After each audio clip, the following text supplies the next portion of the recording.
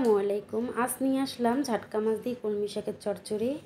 আশা করছি সবার কাছে ভালো লাগবে। ভালো লাগলে একটা লাইক দিতে ভুলবেন না। আর আপনি যদি আমার চ্যানেল নতুন হয়ে থাকেন প্লিজ চ্যানেলটা সাবস্ক্রাইব করে দিবেন। চুলায় একটা প্যান বসিয়ে এখানে তেল দিয়ে দিলাম,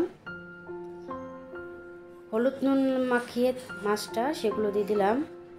মাছ ভাজা হয়ে গেলে উঠিয়ে নিচ্ছি। এই প্যানে দিয়ে দিচ্ছি আলুটাকেও একটু ভালো করে ভেজে নেব। এই পর্যায়ে কিন্তু ভাজা হয়ে গিয়েছে। এখন আমি প্যানে দিয়ে দিচ্ছি পেঁয়াজ কুচি, বড় সাইজের দুটা।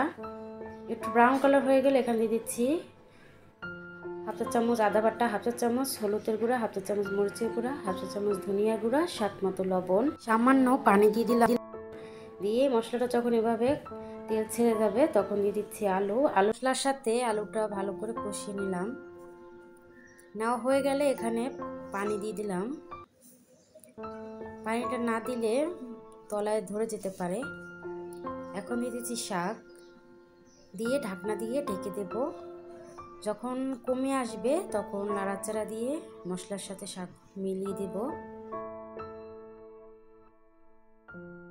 তো সামান্য পানি দিলি আর শাক থেকে যে পানি বের হয়েছে তাতেই রান্নাটা হয়ে যাবে।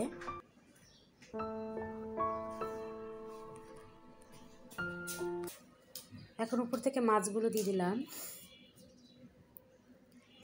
এখন ঢাকনা দিয়ে ঢেকে দিলাম।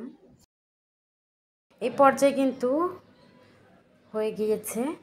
এতক্ষণ যারা সঙ্গে ছিলেন সবাইকে ধন্যবাদ। আজকের মতো এখানে বিদায়। সবাই ভালো থাকবেন, সুস্থ থাকবেন। আল্লাহ হাফেজ।